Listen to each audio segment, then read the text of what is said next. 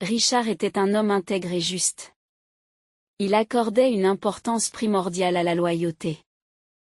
Loyauté envers les gens, loyauté envers son entreprise préférée et loyauté envers ses propres principes. Après avoir ouvert une agence de sécurité et gagné ses premiers sous, Richard s'est rendu compte qu'il n'y avait que très peu de gens loyaux. Ses partenaires, autrefois loyaux, l'ont trahi en lui promettant plus d'argent ailleurs, et ses anciens ennemis ont affiché de faux sourires lorsqu'ils ont vu sa nouvelle richesse. Même sa femme bien-aimée l'a trahi. Un jour ordinaire, Richard rentra à l'improviste d'un voyage d'affaires et l'a surpris au lit avec un autre homme. C'était un coup de hache qu'il n'aurait jamais imaginé voir de la part de sa modeste épouse. Heather, sa femme, était orpheline et s'il l'avait mise à la porte, elle n'aurait eu nulle part où aller. En homme compatissant, Richard a trouvé la force de pardonner à sa femme bien-aimée, ou du moins il lui a pardonné en parole, car depuis ce jour, leur vie a changé radicalement. Richard ne pouvait plus regarder Heather dans les yeux et ne pouvait plus faire confiance à personne. À partir de ce jour, il a consacré sa vie à un nouvel ami, un chien nommé Caden. Caden, un cocker spaniel, n'était pas seulement un animal de compagnie pour Richard. Il est devenu son ami fidèle. Il est devenu son ami fidèle, celui qu'il avait toujours espéré trouver. Caden est devenu son camarade et son compagnon, incarnant toutes les qualités de loyauté que Richard recherchait désespérément chez ses amis, ses partenaires commerciaux, ses parents et même sa femme. Dès que Richard a ramené Caden du chenil, il a su que c'était le destin. Après la trahison d'Heather, Richard ne pouvait plus supporter de la regarder ou de divorcer, car elle le suppliait de ne pas la mettre à la porte. Au lieu de cela, ils ont décidé de vivre dans des parties séparées de leur grande maison de campagne. L'affection et l'amour de Richard sont désormais réservés à son fidèle épagneul. Caden est non seulement le meilleur ami de Richard, mais aussi son allié de chasse. Richard s'est passionné pour la chasse dès son enfance, suivant les traces de son père et de son grand-père. Ainsi, pendant 15 ans, Richard et Caden se sont aimés et se sont compris. Richard avait déjà quitté son entreprise et pris sa retraite, et Caden lui attendait avec impatience chaque saison de chasse. Caden, chien obéissant et fidèle, connaissait de nombreux ordres et excellait dans le ramassage des bécasses et des parchets. Il trouvait le gibier sans effort et l'apportait à son maître bien-aimé. Ces 15 dernières années ont été les plus belles de la vie de Richard, car il les a passées avec Caden. Une seule larme coule sur la joue de l'homme. « Tu es mon meilleur ami », murmura Richard, luttant pour retenir ses larmes. Et elle se détourne du petit paquet contenant le corps inanimé de Caden, incapable de supporter cette vision plus longtemps. « Comment vais-je continuer sans toi ?» murmura-t-il. Heather fronce le nez avec dédain. « Ce n'est qu'un chien, Richard, ricana-t-elle. Tu l'enterres comme s'il s'agissait d'un être humain. Réveillez-vous. Ce n'est qu'un chien, continua-t-elle, indignée. Tu devrais aimer ta femme comme ça. Richard ne prend même pas la peine de regarder son épouse. Sors, dit-il fermement. Je ne vais nulle part, protesta-t-elle. Je veux savoir de quoi il s'agit. C'est comme un cirque, pour l'amour de Dieu. Sortez, dit l'homme en haussant légèrement le ton. Tu ne vaux pas la moitié de ce que Caden valait. S'il vous plaît, quittez l'enterrement. Heather roule des yeux de façon théâtrale. Très bien, s'exclama-t-elle, et elle se dirigea d'un pas vif vers la sortie du petit cimetière où ils allaient enterrer Caden. Idiot, se dit-elle. Il s'est mis en colère et tout le monde danse sur son air. Tant de choses à lui dire, ce n'est pas normal. Heather était une femme respectable et élégante. Elle a rencontré Richard alors qu'elle avait 23 ans et lui 35. Il est probablement impossible de dire qu'Heather a jamais vraiment aimé son mari. Il est même probable qu'elle n'ait jamais su aimer. Ayant déménagé dans la grande ville et s'appuyant sur sa belle apparence, Heather a cherché un homme riche qui pourrait subvenir à ses besoins. Elle a grandi dans un orphelinat. C'est peut-être pour cette raison qu'elle ne savait pas aimer et qu'elle considérait les gens comme de simples outils pour atteindre ses objectifs. Des 18 à 23 ans, elle a connu de nombreux hommes, mais aucun ne correspondait à ce qu'elle voulait. Ce n'est que lorsqu'elle a rencontré Richard qu'elle a compris qu'il était celui qu'il lui fallait. Et elle était propriétaire d'une agence de sécurité depuis plusieurs années et était un homme assez aisé. Heather avait un don particulier. Elle pouvait facilement lire la personnalité des autres et imiter leur comportement pour les séduire. Lors de leur premier rendez-vous, elle disait innocemment, « Oh, quelle coïncidence! J'adore la chasse. Mon rêve est d'épouser un chasseur. Les épaisses forêts sauvages. L'odeur de la poudre. La viande fraîche, cuite à la main. Comme j'aime tout cela, comme on pouvait s'y attendre, Richard est tombé amoureux de la jeune et belle Heather, croyant qu'elle était son destin. Le couple s'est marié 6 mois après leur rencontre. Heather a obtenu ce qu'elle voulait. Elle est devenue la femme d'un homme riche et prospère. Cependant, elle méprisait ses loisirs et ses centres d'intérêt. Elle détestait la nature et préférait la vie urbaine. Elle n'aimait pas les longues randonnées. Les nuitées intenses. Elle détestait les chiens, les oiseaux et les animaux en général.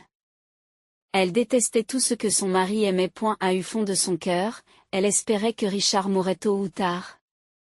Peut-être abattu accidentellement lors d'une chasse, afin qu'elle puisse s'emparer de l'entreprise et de ses biens immobiliers. Le jour où Heather a été surprise en train de la tromper, elle a supplié son mari de ne pas la quitter. Richard Anatolievitch pardonne à sa femme, mais ils ne partagent plus le même lit. Pendant les 15 années qui ont suivi, ils ont à peine communiqué, coexistant presque entre les murs de leur grande maison. Heather méprisait Caden, car celui-ci occupait désormais la chambre de son mari. Caden recevait les meilleurs traitements et recevait beaucoup d'argent, tandis qu'Heather vivait dans la maison comme une invitée, et non comme une véritable épouse. Bien que Richard ne l'ait pas mise à la porte, il a perdu tout intérêt, surtout, tout respect pour elle. Elle s'est souvent demandé si la liaison avait valu la vie qu'elle était devenue. En fait, elle trompait Richard depuis la première année de leur mariage. Qui aurait pu imaginer que son mari reviendrait alors d'un voyage d'affaires? Le sentiment de honte n'avait jamais visité l'âme de cette femme. Et elle lui était inaccessible depuis le début. Heather vivait selon ses instincts, guidée par le plaisir, la satisfaction de ses besoins et le sentiment de sa propre importance. La compassion, l'amour et la loyauté n'étaient pour elle que des sons creux. Heather ne pouvait plus qu'attendre en silence la mort de Richard, pour hériter de son héritage. Mais il semblait que l'homme gagnait en force chaque jour. Imbécile. Idiote, dit à mi-voix la femme prédatrice au volant de son 4x4. Elle se dirigeait vers la maison et ne comprenait pas pourquoi son mari s'acharnait sur un simple chien comme celui-là. Elle ne comprenait pas pourquoi il achetait des jouets coûteux pour le chien ou pourquoi ils avaient construit un enclos entier pour lui. Une telle attitude à l'égard d'un chien lui était étrangère et elle la méprisait. Après la mort de Caden. Quand elle a vu que Richard prévoyait de vraies funérailles pour le chien, elle n'a pas compris. Quelle absurdité, pensa-t-elle en appuyant à fond sur l'accélérateur, roulant à toute allure sur une autoroute déserte qui traversait une forêt dense. Comme je déteste tout cela. Pendant ce temps, les funérailles de Caden touchaient à leur fin et le petit cercueil était descendu dans la terre. Richard, sans le montrer, était plus déprimé qu'il ne l'avait jamais été dans sa vie. Son âme était déchirée et son cœur souffrait de nostalgie. Même le jour où il avait appris l'infidélité de sa femme, il n'avait pas été aussi blessé. La douleur de perdre son meilleur ami, Caden, était écrasante. Alors que le cercueil était descendu et que les ouvriers avaient déjà commencé à enterrer la tombe, une main forte et masculine se posa sur l'épaule de Richard.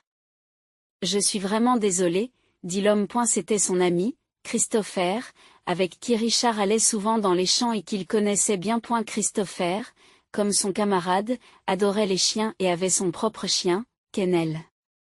Il s'était spécialisé dans l'élevage d'une des plus belles races de chasse, le setter irlandais rouge. Ce qui n'était au départ qu'un simple passe-temps et un amour pour les chiens est devenu l'œuvre de sa vie. Son élevage était réputé pour être l'un des meilleurs du pays.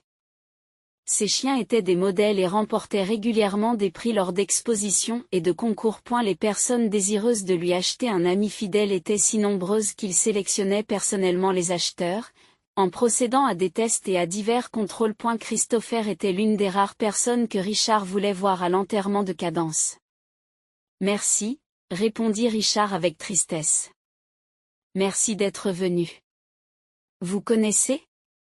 Non, ce n'est pas grave. Et elle salua, s'apprêtant à quitter le petit cimetière quand, soudain, Christopher lui serra plus fort l'épaule. Richard. Il faut que tu en parles. L'homme dit avec insistance, toi, l'essentiel, ne t'inquiète pas pour ta femme. Tu sais comment sont les femmes. Il y a longtemps que je ne m'inquiète plus pour elle. Richard répondit tranquillement, s'arrêtant pour poursuivre la conversation. C'est juste que je ressens quelque chose. Quoi? De la nostalgie, du désespoir? Pas seulement, Christopher. L'homme sourit, déchirant. Quand Cadence est parti, j'ai senti que ma vie partait aussi avec lui. Je sais que je suis en train de disparaître. Je ne peux pas l'expliquer. Avant même de savoir que Cadence n'était plus en vie, j'ai ressenti quelque chose d'étrange, comme si mon cœur avait perdu quelque chose d'important, comme si quelque chose s'en était détaché, quittant ce monde. Je crois que je suis en train de mourir, Christopher. Richard, les yeux de ses amis s'arrondissent.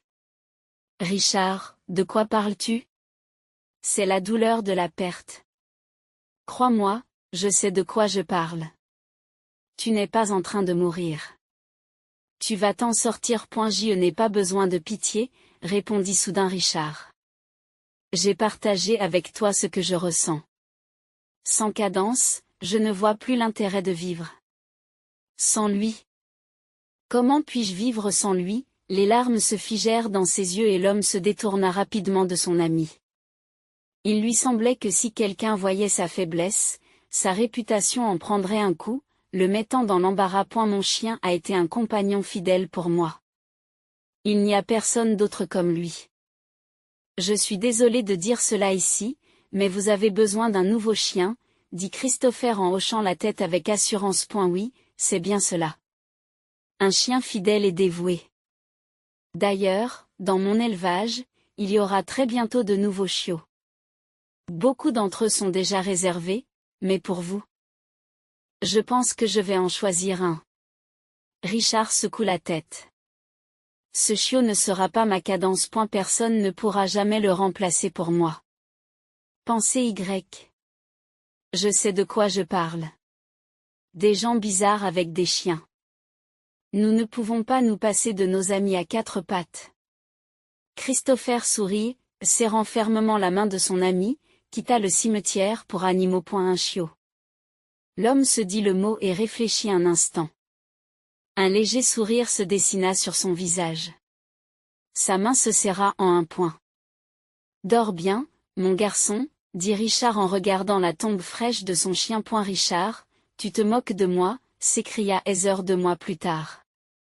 Encore un chien? Un chien, encore?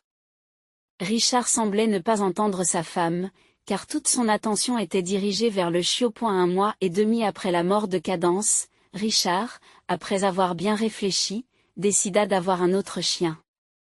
Chaque jour après l'enterrement, il se sent de plus en plus mal. L'homme autrefois actif semblait vieillir de plus en plus. Il perd tout intérêt pour la vie, et il lui semble qu'il est déjà prêt à mourir. Essayant de retrouver la volonté de vivre, il prit une décision importante. Il allait acheter un chiot. Après avoir appelé Christopher et convenu d'une visite, Richard se rendit au chenil. Il vit tout de suite son chien, un chiot mal à l'aise et maladroit qui venait d'ouvrir les yeux et ne savait rien faire. Selon le règlement du chenil, on ne peut acheter un chien que lorsque le chiot est âgé d'au moins 3 mois. Cependant, Christopher connaissait bien son ami et on pouvait lui faire confiance. 2 semaines plus tard, Richard rentrait chez lui et un nouveau membre de la famille était assis derrière lui dans une caisse de transport. Le chiot avait déjà reçu tous les vaccins nécessaires, était marqué et avait même un passeport prêt. Le petit setter irlandais au poil roux, nommé Rio, allait devenir le nouveau meilleur ami de Richard. Richard, bon sang, c'est à toi que je parle. La femme continue de s'indigner. Qu'est-ce que c'est que cette histoire? Pourquoi as-tu besoin d'un autre chien? L'homme adulte et solide se redressa sur le sol, comme un petit enfant jouant avec le chiot. Le petit Rio remuait joyeusement sa queue délicate et tournoyait sur lui-même. Rio. Rio. Sais-tu comment tu t'appelles? Rio de Janeiro. Richard rit en continuant de frotter son ami à fourrure derrière l'oreille. Richard. Qu'est-ce que tu veux de moi, femme? Il se tourne enfin vers sa femme. Et si tu n'aimes pas quelque chose, personne ne te retient ici. Il dit, sans émotion, que Heather a immédiatement transformé la colère en pitié. Eh bien, mon chéri, dit-elle affectueusement en tendant la main de son mari. Comment puis-je être sans toi? Pourquoi fais-tu la tête? Richard se détache brusquement de sa femme et se lève agilement, prenant le chiot sous le bras. Sans moi? Interrogea-t-il. Je pense que tu vas t'en sortir. Tu t'en sortiras sans problème. Il s'apprête à quitter le salon, mais Heather lui barre la route, l'empêchant de passer. Qu'est-ce que tu racontes? Demande-t-elle d'une voix fine et aiguë. Tu es l'amour de ma vie. Je t'ai donné tout ce que j'avais. Elle le regarda dans les yeux, comme elle le faisait d'habitude. Bien sûr, cette femme rusée mentait. Comme nous l'avons déjà dit, le sentiment d'amour, de chaleur, d'attention pour quelqu'un d'autre qu'elle-même lui était inaccessible. Richard, je t'ai donné toute ma vie. Arrêtez. L'homme l'a repoussé avec irritation. Je ne suis plus un garçon pour m'accrocher à tes flirts. Il se retourna et s'assit sur le canapé, installant le petit chien à côté de lui. Je ne sais pas pourquoi tu n'es pas parti à ce moment-là, mais souviens-toi que ça ne me dérangerait pas que tu partes tout de suite. Comment oses-tu? Elle soupira théâtralement en se serrant la poitrine. Ah! Mon cœur! Comment peux-tu ne pas avoir honte de me rendre folle? Je t'aime. Cet homme, ce chizigne, c'était une erreur? Stupide et insignifiante. Je n'ai jamais aimé quelqu'un comme je t'aime. Mensonge. Tu n'aimes personne. Probablement, je me suis trompée alors avec toi. J'ai piégé le pauvre orphelin, et oui, j'avais des sentiments pour toi à l'époque. Heather, va t'occuper de tes affaires et laisse-nous tranquilles. Je t'aimais à l'époque et je t'aime encore aujourd'hui. Heather essaie de prendre son mari dans ses bras et s'assoit à côté de lui. Pourquoi as-tu besoin de ce chien? Pourquoi as-tu besoin de ce chien? Tu m'as moi. Dieu nous en préserve, il t'arrive quelque chose. Et qu'arrivera-t-il à ce chien? Tu y as pensé? Je ne vais pas m'occuper de lui, ni aller chasser avec lui. Richard, ramenons-le avant qu'il ne soit trop tard. Dis-moi, qu'est-ce qui te manque? Le chien. Sais-tu au moins combien ce chien vaut? Son pédigré, son chenil, sa race, après tout. Tout cela coûte cher. Et qu'est-ce que ça veut dire, si quelque chose m'arrive? Heather, je n'ai que 102 ans de plus que toi. Je me fiche de ce que ça coûte. Je me fiche qu'un clébard dorme dans ton lit. Ne t'avise pas de le faire, dit l'homme à voix basse. Je suis désolé, je suis désolé. Heather sourit d'un air enchanteur. Pourquoi avez-vous besoin de lui? Ramenons-le. Heather, dégage. Répliqua grossièrement l'homme, incapable de supporter la pression de sa femme. Ce ne sont pas tes affaires. Je te l'ai déjà dit, si ça ne te plaît pas, tu es libre de nous quitter. Je ferai ce que je veux. Et elle reste silencieux un moment, osant dire la chose suivante. Tu ne m'as pas donné d'enfant, mais j'ai besoin de quelqu'un à aimer. Heather, choquée par les paroles de son mari, se lève brusquement de son siège. Ah, c'est vrai? Et c'est après tout ce que j'ai vécu. Elle lance à son mari un regard sévère pendant quelques secondes, puis sort du salon en courant. Oh, merde! Gronde l'homme. Heather, Heather. Il a rapidement demandé à Rio d'attendre et l'a suivi d'un pas tranquille. À eu cours de la 5e année de leur mariage, Richard avait insisté pour avoir des enfants. Il ne comprenait pas pourquoi sa femme bien-aimée refusait toujours. Au début, elle a dit qu'ils avaient besoin de plus de temps dans leur mariage pour mieux se connaître. Ensuite, elle a dit qu'ils avaient besoin de plus d'argent pour avoir un enfant. Puis elle a dit que les temps étaient durs et qu'une diseuse de bonne aventure lui avait dit qu'elle ne pourrait pas avoir d'enfant avant l'âge de 35 ans. Richard a fait de son mieux pour la convaincre du contraire. Finalement, elle s'est rendue compte que Richard n'abandonnerait pas et qu'il pourrait la quitter si elle n'accouchait pas. Heather a donc accepté, du moins en parole. Elle a annoncé solennellement à son mari qu'elle était prête à avoir des enfants et le couple a commencé à essayer de concevoir. Et la première fois, Heather a trompé son mari en prenant secrètement des pilules contraceptives. Cependant, sa tromperie a été rapidement découverte lorsqu'il a accidentellement vu les pilules dans sa table de nuit. Après s'en être tirée, elle a réalisé qu'elle devait prendre des mesures plus radicales. Elle s'est finalement laissée tomber enceinte et, en prenant un médicament spécial, a fait une fausse couche. Bien sûr, Heather ne voulait pas d'enfants. Non seulement elle n'en voulait pas, mais elle les détestait. Elle savait qu'elle ne pourrait jamais aimer un enfant, tout comme elle n'avait jamais pu aimer qui que ce soit dans sa vie entière. Heather a sacrifié sa propre santé et la nouvelle vie qui grandissait en elle pour atteindre ses objectifs. Après cette fausse couche frauduleuse, Heather s'est mise en scène, faisant sonner ses mains, sanglotant bruyamment, hurlant et s'arrachant les cheveux. Plus jamais, criait-elle dans son cœur, je n'oserai plus jamais faire ça. En général, elle a tout fait pour que l'impressionnable Richard ait pitié d'elle et pour enterrer toute idée de paternité. Heather, je suis désolée, haletant. Parle Richard en rattrapant sa conjointe dans sa chambre à coucher. Je suis désolée de t'avoir rappelé la fausse couche. Je ne voulais pas. Bien sûr que non, dit-elle théâtralement en se passant la main sur le front. Ce n'est pas toi qui as perdu le bébé. Comment oses-tu me rappeler cette agonie, cette douleur, Heather? L'homme se rapproche de sa femme et, hésitant, la prend dans ses bras. Il ne se souvenait pas de la dernière fois qu'il l'avait serrée dans ses bras. Je suis désolée de te le rappeler, mais c'était aussi mon enfant. J'ai vécu la même chose que toi. Bien sûr que tu l'as fait, s'indigna-t-elle en se blottissant contre l'épaule de son mari et en lui souriant triomphalement alors qu'il ne pouvait pas voir son visage. Mais ce n'est pas toi qui l'as porté, n'est-ce pas? Eh bien, je suis désolée, dit encore l'homme, et Heather se mit à sangloter bruyamment, imitant les pleurs. Richard serra sa femme un peu plus fort. Heather, de son côté, sourit de manière prédatrice, sachant qu'il ne pouvait pas voir son visage. Idiot, se dit-elle, ravie d'avoir réussi à tromper son mari une fois de plus. Elle continua à sangloter bruyamment et désespérément jusqu'à ce qu'il se produise ce qui suit. Richard se serra soudain le cœur. Ah, s'écria-t-il, mon cœur, Heather, une ambulance. La femme fit 2 grands pas en arrière. Qu'est-ce qui te prend, dit-elle, anticipant les événements qui allaient suivre avec une joie vengeresse. Mon cœur, siffla l'homme déjà à genoux et s'effondrant sur le côté. Appelez un médecin, dit-il dans un murmure calme et effrayant. Mon cœur. Heather, effrayée par cette scène terrifiante et douloureuse, se précipita vers le téléphone.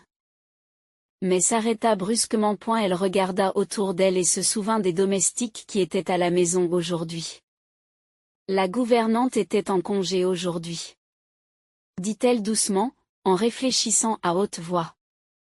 La femme de ménage ne sera pas là avant demain. Elle eut soudain un grand sourire. Nous sommes seuls dans la maison. Heather. Richard perdait déjà connaissance, mais s'accrochait encore à la vie avec un dernier effort de volonté. Appelez une ambulance. A-t-il lancé d'une voix rauque. Non, répondit-elle en souriant ironiquement.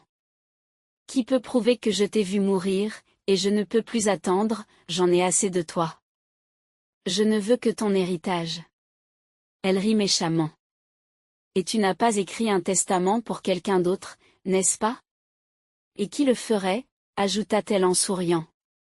Tu n'as personne d'autre que ce chien galeux. J'y vais enfin tout avoir. Richard, réalisant qu'il était en train de mourir, rassembla ses dernières forces et répondit tranquillement. Trompeuse, c'est ainsi que tu es devenue. Ton héritage est prêt. Rio, Richard rendit alors son dernier souffle, et le nom du chiot roux se figea sur ses lèvres. Heather se précipitait sur la route forestière déserte. Une musique joyeuse sortait des haut-parleurs, et un sourire sanguinaire se figea sur son visage. Elle portait de larges lunettes de soleil et un foulard de soie noire autour de la tête. Enfin, j'ai attendu ce moment pendant tant d'années, pensa la folle. Elle roula sur l'autoroute, répétant son discours larmoyant. Son mari était enfin mort. Il est mort dans ses bras. Et, en fait, c'était elle qui lui avait fait ça. C'est elle qui n'a pas appelé d'ambulance. C'est elle qui lui a fait faire une crise cardiaque en pleurant sur leur enfant à naître. Et maintenant que tout était réglé avec les funérailles de Richard, il était possible de faire ce dont Heather avait rêvé pendant toutes les années de leur mariage. Il était temps de s'occuper de l'héritage. Elle se rendit chez le notaire en répétant comment elle allait sangloter, impie, jouant sur la pitié des autres. Elle approchait déjà de l'endroit désigné et elle se souvint soudain qu'elle n'était pas tout à fait seule dans la voiture. Exactement, s'exclama-t-elle en s'interrompant brusquement. Il y eut un grincement de frein et Heather quitta l'autoroute, s'arrêtant sur le bas-côté à l'embranchement d'une route secondaire. Toi, siffla-t-elle en pointant un doigt aux longs ongles violets vers le petit chiot perplexe assis sur le siège arrière. Le petit chien pencha la tête sur le côté, bien sûr, ne comprenant pas ce qui se passait. Après la disparition de son maître vers un lieu inconnu, il avait décidé que c'était désormais une femme qui était sa principale maîtresse. Il remuait joyeusement sa queue fine, ne s'attendant à rien de mal. Tu es un chien dégoûtant et puant. Je ne te laisserai pas gâcher ma nouvelle vie heureuse. Elle gronda la malheureuse boule de poil. Sur ces mots, elle sortit tranquillement de la voiture, ouvrit la porte arrière et tendit une longue main manucurée au chiot. Le petit Rio, sans réfléchir, lécha la main. Il était tout excité, car il pensait qu'ils allaient se promener. Oh, si ce chiot savait ce qu'il attendait maintenant. Elle accruait les heures, sans le moindre regret, l'attrapa par la peau du cou, d'un coup de balancier, le jeta dans l'herbe. Ensuite, elle s'est secoué les mains, est remontée dans la voiture et, avant que le chien n'ait eu le temps de réaliser quoi que ce soit, a appuyé de toutes ses forces sur la pédale d'accélérateur. Le chiot de 3 mois s'est retrouvé tout seul. Et elle pensa d'abord qu'il s'agissait d'un jeu amusant, se secoua rapidement et se précipita à la poursuite de la voiture. Mais ce fut en vain. Après s'être épuisé et avoir jappé pitoyablement, il erra tranquillement le long de l'autoroute, abandonné. Personne n'en a besoin. À un même moment, Heather a mis de la musique forte dans la cabine et s'est réjouie. Elle avait enfin réussi à se débarrasser de tout ce qui la gênait tant. Oh, quel bonheur, elle s'approchait déjà de sa destination, sans savoir que son grand projet avait peu de chances de se réaliser. Maman, dit le garçon en haussant ses sourcils blonds de surprise. Maman, regarde. Qu'est-ce qu'il y a, mon chéri, demanda la mère du garçon, sans quitter la route des yeux. Tu sais, on peut voir des cerfs ici. Cet endroit est vraiment sauvage. Regarde bien, Liam. Non, regarde. Je crois qu'il y a un chien. Le garçon n'arrêtait pas de pointer son doigt vers la fenêtre embuée. Maman, il est tout seul. Arrête-toi, s'il te plaît. La femme au volant ralentit, s'arrête sur le trottoir, plisse les yeux. Elle suit du regard les instructions de son fils. C'est vrai. Et il est si petit, dit-elle avec étonnement. Nous devons l'aider, dit le garçon avec détermination. Et la mère du garçon s'approcha prudemment de l'endroit où était assis le chiot roux tremblant. Mon Dieu! Il est si petit et si mignon. Je suppose qu'il doit avoir un collier.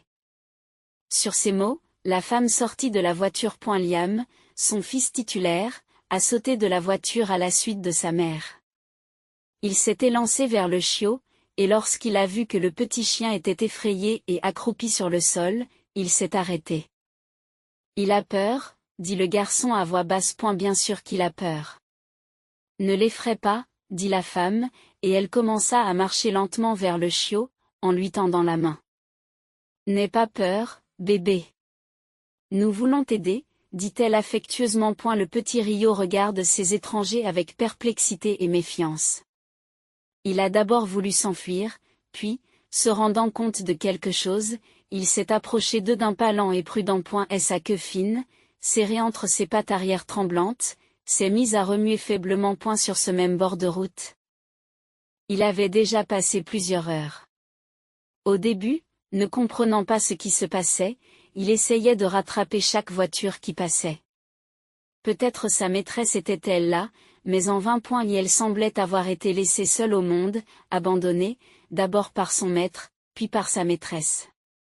Gelé et affamé, il était trop jeune pour s'occuper de lui-même. Rio fit un pas, puis un autre, et encore un autre. Et maintenant, il reniflait attentivement la main qui lui était tendue. Elle sentait très bon, bien mieux que sa maîtresse, qui sentait un horrible parfum synthétique et fort. Bien joué, se félicita la femme en souriant. Maintenant, laisse-moi voir ton collier. Elle souleva doucement le petit dans ses bras, le tenant sous sa poitrine. Rio gronda doucement, comprenant qu'il n'était pas en danger et acceptant qu'on le touche. La jeune femme fit tourner le collier dans ses mains. Et il s'agissait d'un collier pour chiot ordinaire, mais fait d'un cuir assez coûteux. Une petite capsule dure était attachée au milieu. C'était tout. Pas de numéro de téléphone, pas d'adresse où emmener le chiot. Avec précaution, elle retira le collier, espérant trouver des informations de l'autre côté. Hélas, il n'y avait toujours rien, à part une petite gravure.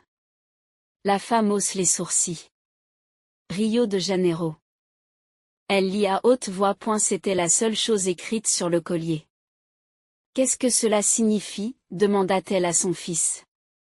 Est-il brésilien? Le garçon n'en pouvait plus de rester planté là et s'approcha à grands pas du chiot. Il commença à le frotter derrière ses longues oreilles et à caresser doucement sa tête lisse. Maman, je crois que c'est son nom. Rio de Janeiro. Rio est un diminutif. Regarde, il répond. Je suppose que tu as raison, dit pensivement la mère de Liam. Que devrions-nous faire? Il semble complètement perdu. Ses maîtres sont probablement déjà à sa recherche. Dit le garçon avec de la nostalgie dans la voix. Et la femme lève la tête et jette un coup d'œil autour d'elle. Après quelques secondes de silence, elle répondit à son fils, Liam, je ne pense pas qu'il soit perdu.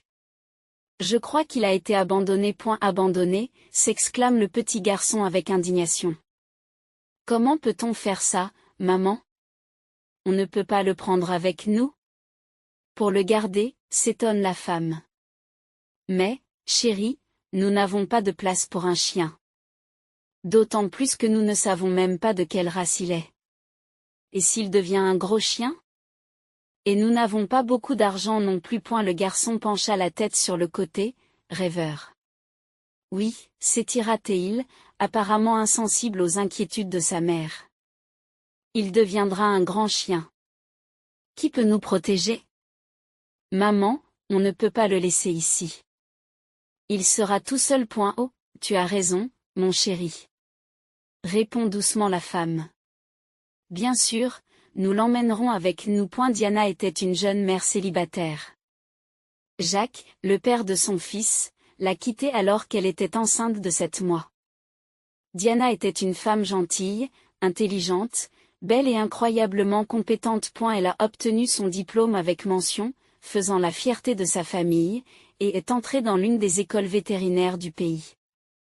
Diana était admirée par ses professeurs et ses amis pour sa beauté et sa vivacité d'esprit. Elle a eu une enfance merveilleuse, une adolescence pleine d'espoir et s'est épanouie pour devenir une femme belle et intelligente. Beaucoup de gens dans son entourage pensaient qu'elle était capable d'accomplir de grandes choses. Sa première année à l'école vétérinaire s'est déroulée sans encombre. Diana excellait dans ses études. Entretenait d'excellentes relations avec ses camarades de classe et avait même le temps de s'amuser et d'avoir une vie personnelle. La vie était bien remplie. Puis Jacques est entré dans sa vie et l'a bouleversée. Ils se sont rencontrés lorsque Jacques est venu chercher ses documents après avoir été renvoyé. Un mot après un mot sourit, un léger flottement, et bientôt Diana tordait ses longs cheveux blonds clairs sur un fer à friser, se préparant à un nouveau rendez-vous. Lorsqu'elles ont appris avec qui Diana sortait, ses amis se sont inquiétés. C'est un con, se sont-elles lamentées. Il n'est pas du tout fait pour toi. Mais Diana ne se soucie pas de l'opinion publique. Jacques a quelque chose qui l'intrigue. Quelque chose qui lui manquait.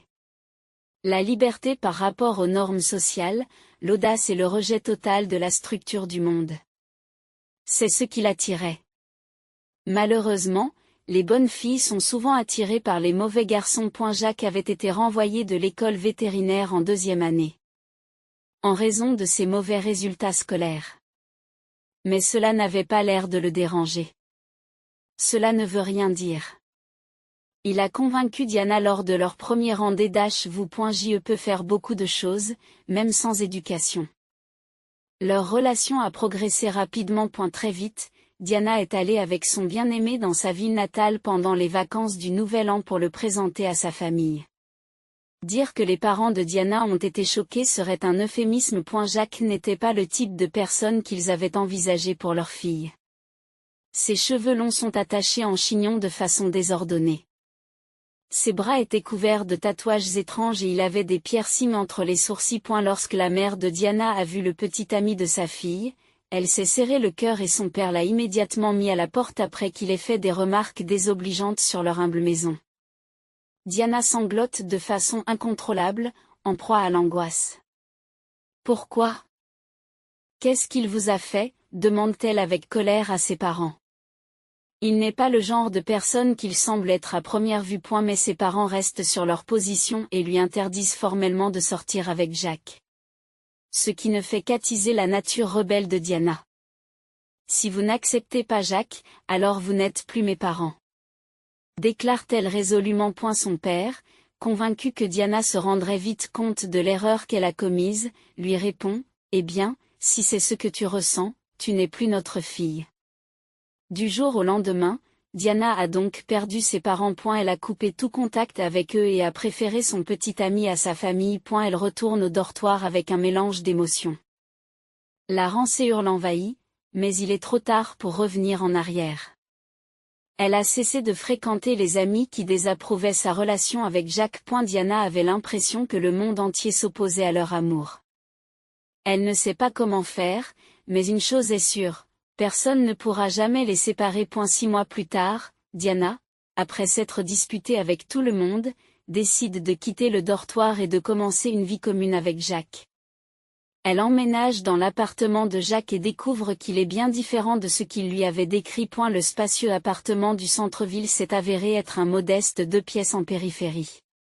Au lieu d'une femme de ménage, c'est la grand-mère de Jacques, âgée de 90 ans et atteinte de démence, qui vit avec lui. Diana a été complètement choquée par les conditions de vie qui l'attendaient, mais il était trop tard pour faire marche arrière, car elle avait laissé tout son environnement derrière elle pour Jacques. Diana espérait le meilleur en emménageant avec son petit ami. Il lui promet une réussite incroyable.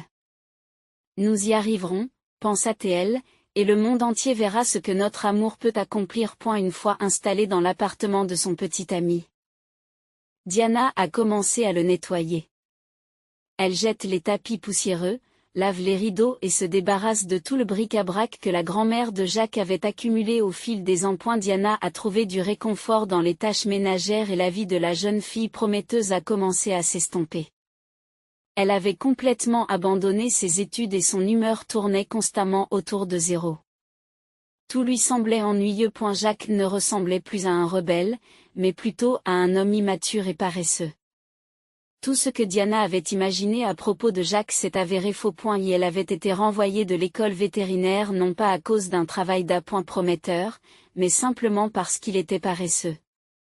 Maintenant, elle se rend compte que même l'argent qu'il dépensait pour l'emmener dans des cafés et au cinéma n'était pas le sien, mais celui de la pension de sa grand-mère. Jacques a commencé à s'absenter plus fréquemment de la maison, laissant Diana passer ses soirées avec sa grand-mère à nettoyer le désordre créé par la démence de la vieille dame. Diana fait de son mieux pour s'occuper d'elle. Elle avait pitié d'elle et essayait de l'aider. Un jour où Diana avait perdu patience et s'apprêtait à partir, elle est tombée sur une vieille photographie. Elle était tombée du placard lorsqu'elle rangeait ses affaires. Diana a regardé la photo et a été stupéfaite. Il s'agissait d'une photo de la grand-mère de Jacques, âgée d'une 30aine d'années. Elle était belle, elle riait et tenait un appareil étrange dans une robe blanche.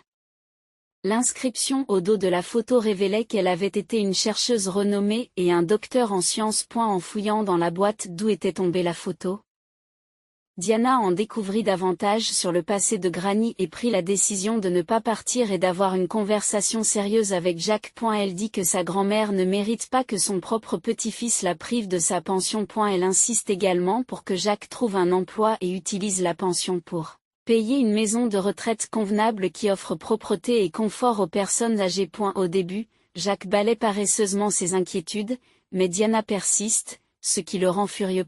Ah. Tu te crois maligne? S'écrie-t-il en lui jetant un regard furieux. Comment suis-je censé vivre alors?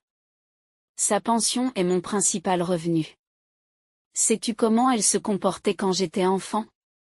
Non, alors occupe-toi de tes affaires. Pas de maison de retraite pour elle. Elle peut rester à la maison. De toute façon, elle ne vivra plus très longtemps. Diana a été complètement choquée par ce qu'elle a entendu. Depuis la mort des parents de Jacques lorsqu'il était adolescent, sa grand-mère n'avait pas d'autres parents. Diana était donc restée dans l'appartement pour s'occuper de la vieille dame. Aujourd'hui, elle a finalement abandonné ses études pour s'occuper d'une vieille dame infirme. Environ un mois plus tard, elle a découvert qu'elle était enceinte de façon inattendue. Lorsqu'elle a vu 2 bandes sur le test, elle s'est figée et n'a rien ressenti. D'un côté, elle a toujours pensé que les enfants apportaient le bonheur, mais d'un autre côté, Diana n'était pas sûre que Jacques ferait un bon père. Elle se sentait malheureuse et perdue, ne sachant que faire. La jeune fille, désorientée, décida d'appeler d'abord ses parents. Lorsque son père apprit qu'elle attendait un enfant de Jacques, il devint furieux. « N'ose pas donner naissance à un enfant de ce monstre, cria-t-il au téléphone, tu donneras naissance au même imbécile que lui et nous t'oublierons à jamais. » Ce jour-là, Diana se rendit compte qu'elle n'avait nulle part où aller chercher de l'aide. Lorsque Jacques est arrivé à la maison, elle lui a raconté les dernières nouvelles. « C'est super, s'exclama-t-il. Tu as sûrement droit à des prestations et à des paiements de la part du gouvernement. Diana se rend compte que son petit ami ne changera probablement pas du tout, mais son cœur s'accroche encore à l'espoir qu'il le fera. Il changera quand le bébé sera né. Elle se dit que le bébé fera de lui un homme meilleur. Pendant ce temps, Jacques découvre que l'allocation d'une mère célibataire est plus élevée que celle d'une mère mariée. Et elle a donc décidé d'attendre le mariage jusqu'à ce que les escaliers curieux et pleins de jugement de ses anciens camarades de classe. Diana se précipite au bureau du doyen. Elle devait faire quelque chose que personne n'attendait d'elle pour retirer ses documents de l'école vétérinaire sans avoir obtenu son diplôme. Avec son allure mûre et décharnée, elle a dissipé le mythe selon lequel les bonnes filles n'ont jamais d'ennui. Au début, ses anciens camarades de classe n'ont même pas reconnu cette étrangère décolorée comme leur Diana, la prenant pour la mère de quelqu'un. Les gens autour d'elle chuchotaient, tandis que les plus insolents riaient et pointaient du doigt en mentionnant parfois le nom de Jacques. Ignorant les ragots, elle garda la tête haute, prit ses papiers et quitta l'école vétérinaire pour toujours. Une nouvelle vie l'attendait, une vie de femme adulte et de mère. Bientôt, l'ancienne étudiante doit trouver du travail. Sa formation inachevée ne lui procurait aucun avantage, sans expérience, la pauvre Diana a dû accepter n'importe quel emploi qui lui rapportait ne serait-ce qu'une petite somme d'argent, comme celui de plongeuse dans un café. Elle utilise l'argent qu'elle gagne pour acheter tout ce qui est nécessaire au futur enfant et garde le reste pour ses besoins et ceux de la grand-mère de Jacques. Quant à Jacques, il n'a pas aidé du tout. Il se montrait rarement à la maison. À un moment donné, Diana a été horrifiée de constater que l'argent qu'elle avait économisé disparaissait peu à peu. Diana apprend bientôt la terrible vérité. Jacques souffrait d'une addiction au jeu et la quasi-totalité de l'argent gagné par Diana était consacré à ses activités de jeu. Le cœur de la future mère s'est brisé en 1000 morceaux. Elle ne savait plus comment continuer à vivre. Ses parents l'ont abandonnée. Elle n'avait plus d'amis et l'homme pour lequel elle avait abandonné son avenir l'avait trahi. Ou plutôt, il s'est avéré totalement différent de la personne qu'elle avait imaginée. C'était amer et déchirant. Diana voulait le quitter, mais son cœur bienveillant ne pouvait supporter l'idée d'abandonner sa grand-mère. Mais au 7e mois de grossesse, le destin est intervenu. Par une froide soirée d'hiver, Jacques rentra à la maison accompagné d'une jolie jeune fille qui se cachait timidement les yeux. L'homme annonça fièrement qu'il était tombé amoureux et demanda impoliment à Diana de déménager le jour même. Diana doit donc quitter l'endroit qu'elle considérait comme sa maison. Abandonnée de tous, elle se sentait seule et isolée et ne savait pas où aller. Sans le bébé qu'elle portait, Diana aurait pu abandonner, mais pour le bien de son bébé, elle a persévéré et a commencé à se battre. Après quelques semaines passées chez ses anciens amis, qui n'étaient pas ravis de sa présence, la chance lui a finalement souri. Par le biais de petites annonces, Diana est tombée sur un couple qui cherchait une femme de ménage à domicile. Ces personnes bienveillantes l'ont accueillie et lui ont offert un emploi et un toit. Diana a travaillé sans relâche, sans jamais prendre de repos. Et la vie qu'elle s'est construite après 10 ans de travail continu s'est faite dans la douleur et les larmes. Elle a donné naissance à un garçon en bonne santé, Liam, qu'elle a élevé seule pendant toutes ces années. Elle a réussi à sortir du gouffre dans lequel elle était tombée lorsqu'elle était une jeune étudiante désespérément amoureuse. Et la situation actuelle de Diana n'était pas idéale, les dettes s'accumulaient, mais elle pouvait néanmoins se permettre de louer un appartement décent, d'avoir une voiture et de subvenir à ses besoins et à ceux de Liam. Bien que sa vie soit loin d'être parfaite, Diana est reconnaissante de ce qu'elle a. Elle ne s'est jamais réconciliée avec ses parents, la blessure étant trop profonde. Quant à Jacques, il n'a même pas répondu à son appel de la maternité. Diana a perdu l'avenir que tout le monde lui prédisait depuis longtemps et avec persévérance. Elle a choisi son enfant, sa propre chair et son propre sang. Elle n'a pas fait d'études supérieures et n'a pas eu de travail prestigieux, mais elle a eu quelque chose de plus précieux que l'argent, un fils en bonne santé et bien élevé. Elle travaillait maintenant dans une clinique vétérinaire, comme elle en avait rêvé, mais sans devenir vétérinaire, le poste d'administratrice était à sa portée. Dans la vie de Liam et d'elle, il y avait aussi un chiot, une petite créature sans abri qui avait besoin d'aide et de protection. Les portes de l'appartement s'ouvrent et Liam, tout joyeux, se précipite à l'intérieur en agitant joyeusement les bras. « Maman » cria-t-il avec joie, « où Rio va-t-il dormir? Peut-il dormir avec moi? S'il te plaît, oh, Liam, ne t'emballe pas, dit la mère de l'enfant en essayant de contenir son excitation, il a encore besoin de s'habituer à nous, nous lui trouverons une place. Sur ces mots, Diana déposa délicatement le chiot qu'elle tenait dans ses bras sur le sol. Le petit Rio s'est figé, craintif, reniflant l'air et regardant autour de lui, incertain, en remuant la queue. Maman, quel âge penses-tu qu'il a? Diana fronce les sourcils. Je ne sais pas. Chérie. C'est la première fois que je vois cette race de chien. Je pense qu'il est encore très jeune, peut-être 2 mois ou 2 mois et demi. Nous avons beaucoup de travail devant nous. C'est ainsi que le petit Rio est venu vivre avec Diana et Liam, devenant un membre à part entière de la famille.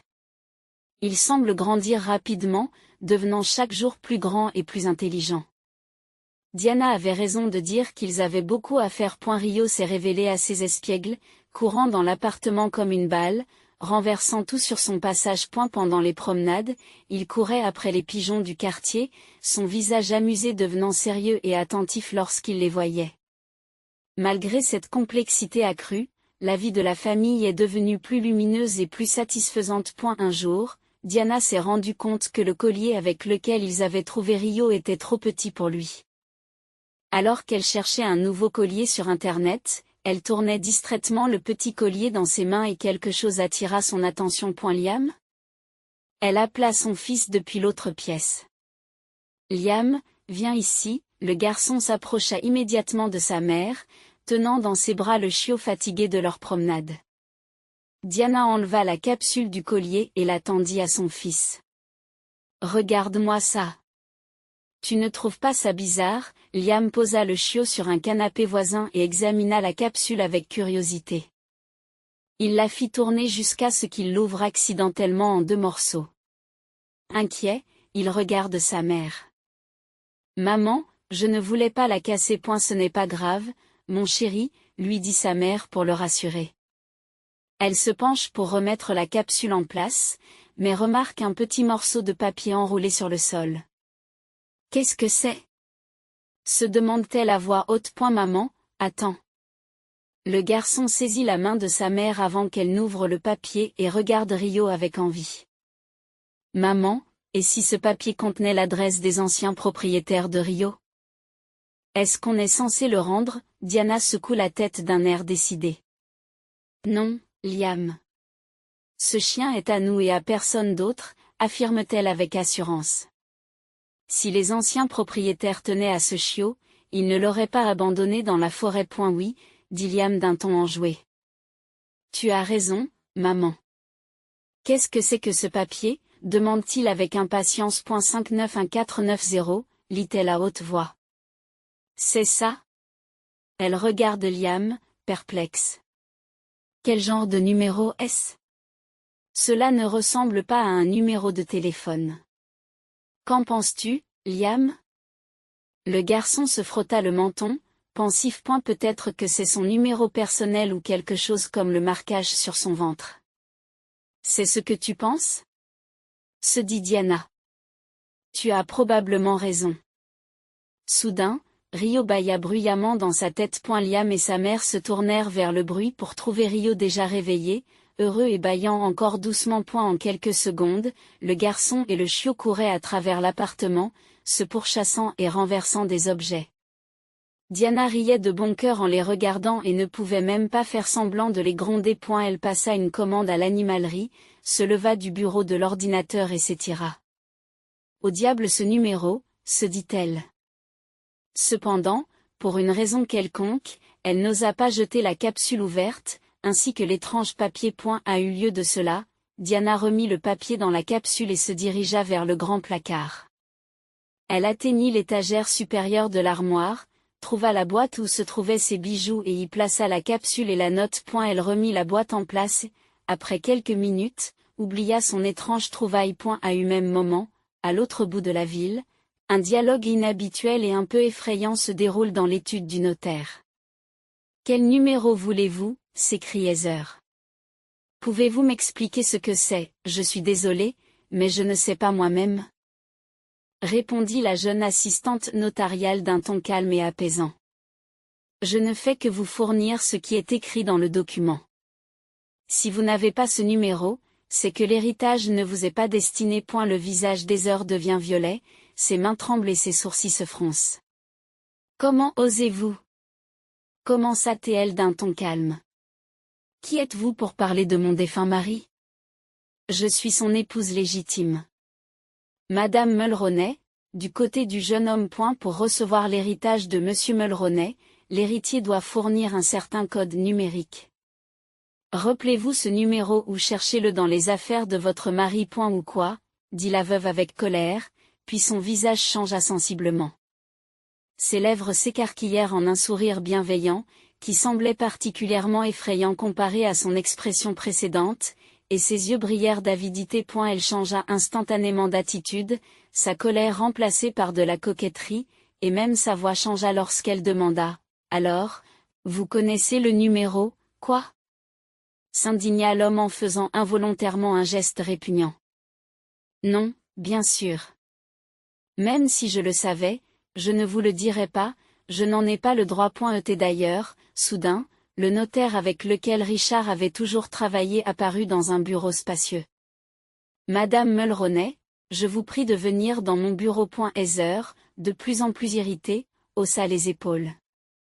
Très bien, répondit-elle, et elle s'avança. Lorsque la porte du bureau se referma, elle décida de ne pas tourner autour du pot. Quel est ce numéro? Demanda-t-elle d'un ton menaçant.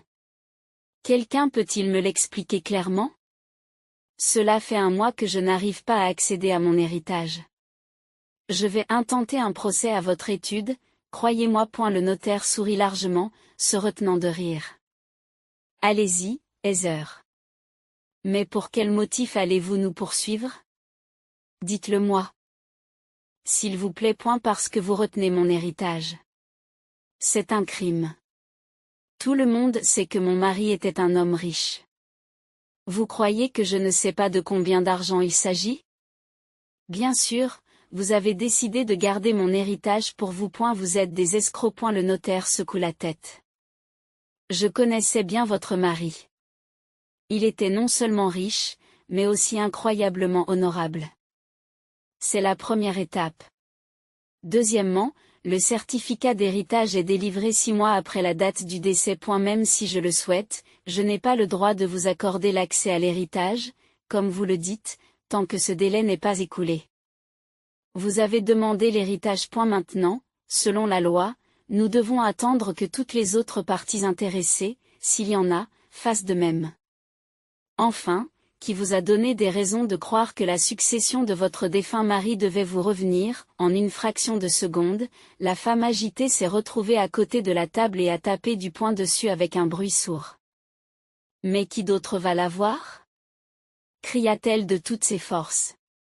Qui, si ce n'est moi, son épouse légitime, qui me donnera le numéro secret? C'est dans le testament de Richard. Le notaire lui répond calmement, je te l'ai déjà dit tant de fois. Tu ne t'en souviens pas? Bien entendu, vous avez également droit à une part maritale des biens acquis pendant le mariage et disponible au moment du décès du testateur. Nous passerons ici sur le terme juridique. Ensuite, nous verrons ce qu'il faut distribuer et comment. Heather semblait sur le point d'exploser au sens propre du terme. Qu'est-ce que c'est que cette absurdité? S'interroge-t-elle en regardant vers le haut. Quand a-t-il eu le temps de rédiger cet étrange testament? Il a eu une crise cardiaque à l'improviste. Il ne pouvait pas savoir qu'il allait mourir. Comment est-ce possible? Tout est possible, répondit fermement le notaire. En effet, les testaments sont le plus souvent rédigés à l'avance par des personnes prudentes et votre mari l'était sans aucun doute. Mais revenons au sujet de notre petite discussion. Avez-vous trouvé le numéro? Non, je ne l'ai pas trouvé. Mais vous avez dit qu'il y avait autre chose. C'est exact. En plus du numéro, vous devez fournir une autre preuve. Quelles autres preuves? Mon Dieu, elle a roulé des yeux. Rappelez-moi, s'il vous plaît. Vous devez prouver que vous vous êtes occupé du Brésilien. Les notaires esquissent un léger sourire. C'est tout ce que j'ai à dire à une personne qui réclame un héritage. Ce n'est qu'à ce moment-là que vous aurez accès au coffre-fort qui contient la plupart des biens du défunt. En attendant, vous pouvez utiliser ce que votre défunt mari vous a laissé personnellement, à savoir l'appartement qu'il vous a légué. Et la maison? On entend les cris d'orfraie. En effet, la maison ne vous appartient pas non plus, répond le notaire. Mais tant que les autres héritiers n'ont pas fait valoir leurs droits, vous pouvez y rester quelque temps. Et la femme rit nerveusement. Écoutez, était-il sain d'esprit lorsqu'il a rédigé ce fichu testament? Je pense qu'il avait perdu l'esprit à l'époque. Il mettait ses chiens au lit avec lui et leur donnait des funérailles. C'est ainsi qu'il a passé les dernières années de sa vie. Elle a fait briller ses yeux de colère et s'est retournée pour partir. Bon séjour. Le notaire, après avoir attendu que la dame soit dans l'embrasure de la porte, se dit tranquillement, j'ai l'impression que la mort de Richard a quelque chose à voir avec vous. Je ne sais pas comment, mais je vais essayer de le découvrir. Haletante, Diana courait après son amie à 4 pattes.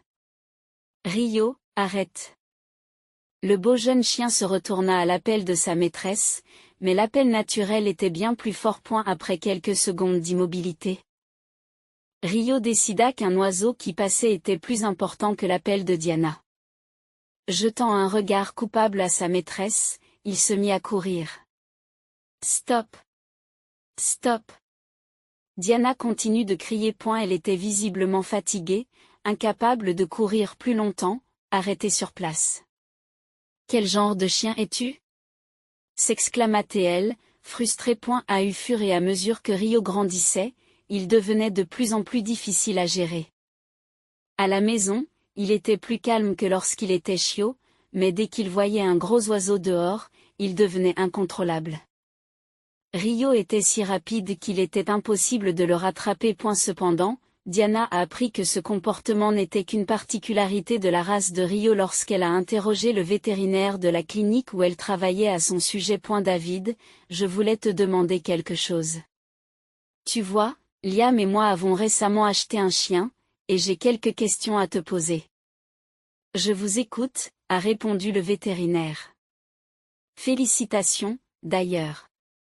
Un nouveau membre dans la famille, c'est bien. De quelle race est-il, si je puis me permettre, si je le savais, je vous le dirais volontiers. Elle sourit d'un air coupable. Nous l'avons trouvé sur la route. Vous vous rendez compte? Quelqu'un avait laissé le petit animal tout seul, sur l'autoroute.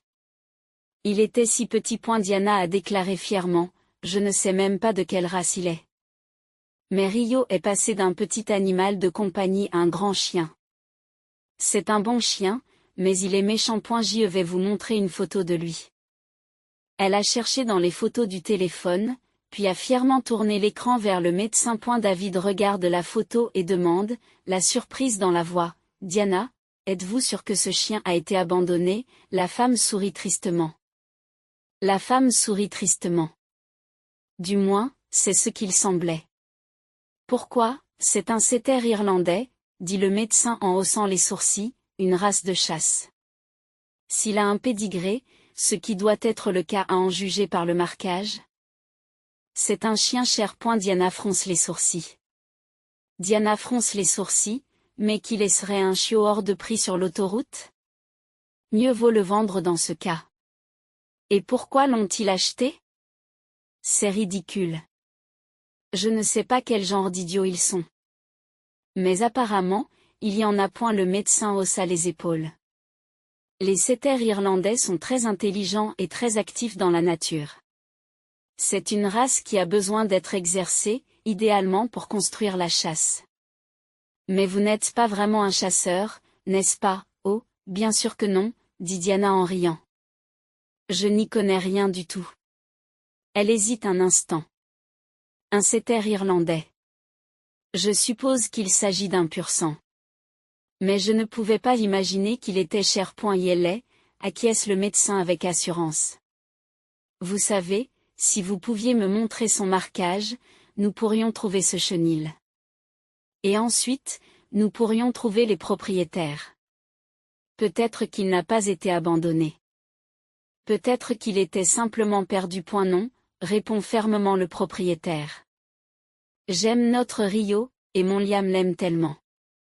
Je ne le rendrai pas comme vous voulez, dit David en souriant. À ce moment-là, une jeune fille est apparue dans l'embrasure de la clinique vétérinaire, et le vétérinaire a fait un geste en direction de son bureau. Suivez-moi, s'il vous plaît. Diana sourit involontairement.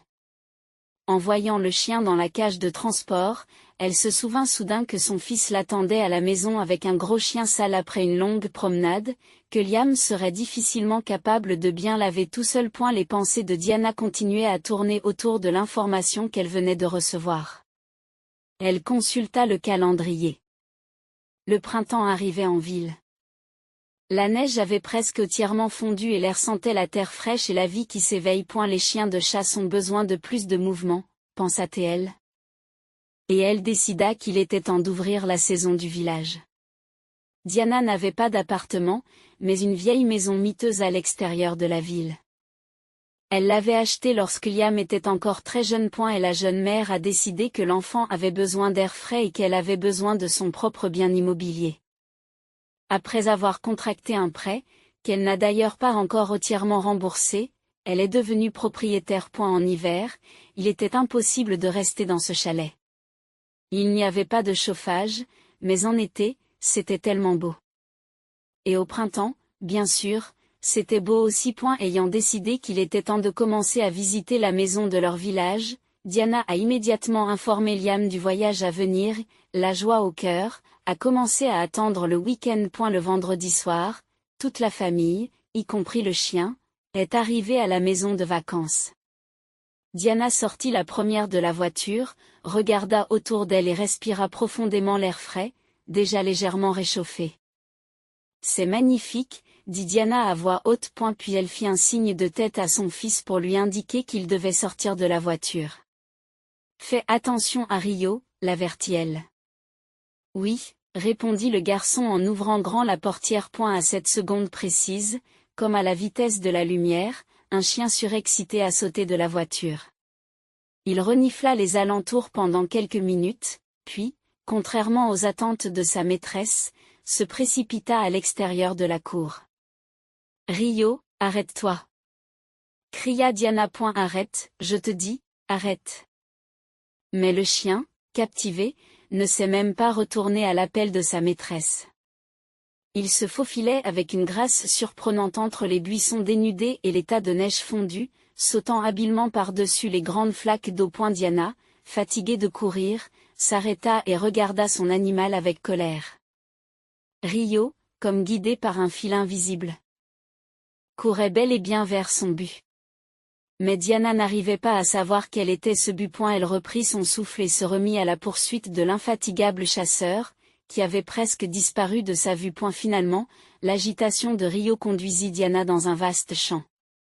Bien qu'il soit tombé dans des congères, il a sauté dans les buissons à une vitesse incroyable et a attrapé une grande volée d'oiseaux inconnus. Les oiseaux ont battu des ailes et se sont envolés, laissant Diana et Rio sous le charme.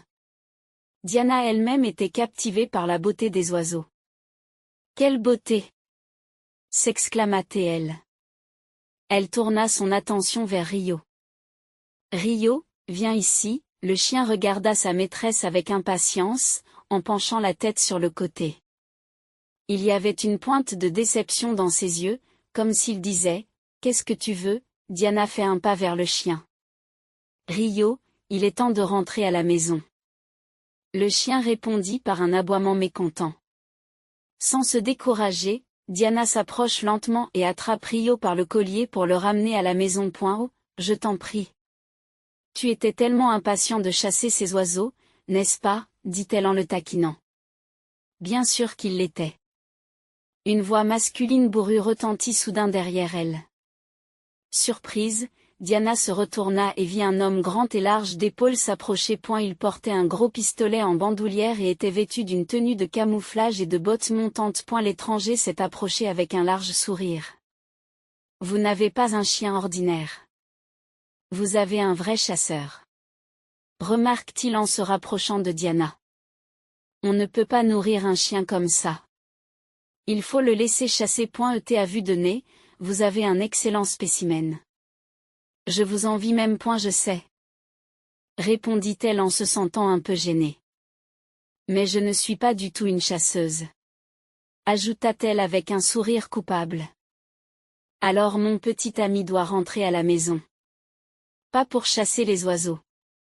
Il fait nuit. Un chien comme celui-là devrait certainement chasser, s'exclama-t-il. Je vous le dis, c'est un chasseur expérimenté. Sinon, pourquoi avoir choisi cette race? Vous auriez pu prendre un chihuahua, par exemple. Sentant l'ironie, Diana roule des yeux et répond, je n'ai pas spécialement choisi cette race. Je ne savais même pas que c'était un chien de chasse quand je l'ai trouvé tout petit. Elle a regardé Rio avec affection et lui a caressé la tête. Pendant ce temps, Rio reniflait les vêtements de l'homme avec beaucoup d'intérêt, comme s'il avait capté une odeur intrigante. C'est vous qui l'avez trouvé, demanda l'homme, surpris. Je n'en reviens pas. C'est un vrai setter irlandais. On ne rencontre pas des chiens comme ça tous les jours. Non seulement ils sont chers, mais ils sont aussi rares. Pourtant, mon fils et moi l'avons trouvé sur la route. Quelqu'un l'avait abandonné là alors qu'il n'était qu'un tout petit chiot. Ce n'était pas très loin d'ici, en fait. Nous revenions de chez nous. C'est incroyable. L'homme s'indigne. Quels sont les propriétaires qui font ça? Vous savez, je connais le propriétaire du chenil qui élève ces magnifiques chiens. Il ne vendrait jamais ses chiots à n'importe qui. Il sélectionne soigneusement les nouveaux propriétaires, procédant même à des contrôles et à des tests. Je suis vraiment choqué. Il a continué à exprimer son incrédulité. Eh bien, c'est comme ça que ça s'est passé. Diana répond calmement. Je devrais y aller maintenant. La nuit tombe. Attendez, dites-moi votre nom, s'il vous plaît. Diana, répondit-elle avec un sourire. C'est un joli nom, répondit l'homme. C'est mon préféré, car Diane est la déesse de la chasse. Diana rit chaleureusement en réponse. Et vous, quel est votre nom, Harry? Vous pouvez m'appeler Harry. Dit-il en souriant. Vous avez dit que vous aviez une maison ici. Peut-être pourrions-nous nous rencontrer à nouveau. Je pourrais vous présenter au propriétaire du chenil, dont j'ai parlé. Il vous en dira bien plus sur cette race que moi. Diana se sentit un peu gênée, mais répondit, « Je suppose que nous pourrions nous rencontrer. Nous habitons par là. » Elle indiqua la direction de sa maison. « Venez demain soir, par exemple. J'ai pris quelques jours de congé et je serai ici pendant au moins une semaine. Je ne peux pas venir te voir le soir. » La chasse, dit Harry.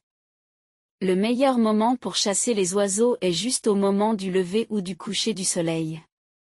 Comme maintenant, par exemple.